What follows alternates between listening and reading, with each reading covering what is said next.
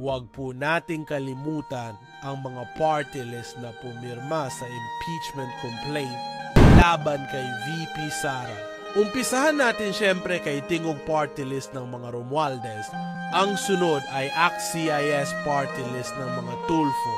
Nariyan din ang Abang Lingkod party list ni Paduano aka Boy Contempt, One Rider party list ni Gutierrez, at syempre di papahuli ang Makabayan Block na ACT Teachers party list na may conviction na si Franz Castro, Gabriela party list, si Brosa, si Raul Manuel ng Kabataan party list, at Ngiwing Akbayan party list.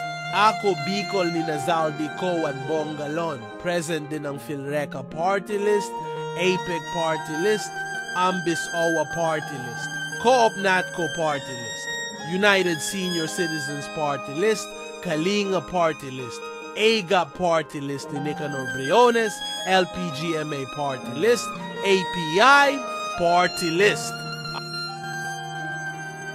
Anakalusugan party list, BHW party list, 4PS party list, Pusong Pinoy party list, Pinuno party list, TUCP party list, Uswag Ilonggo party list, Senior Citizens party list, Patrol party list, Alona party list, at TGP party list ng mga Teves.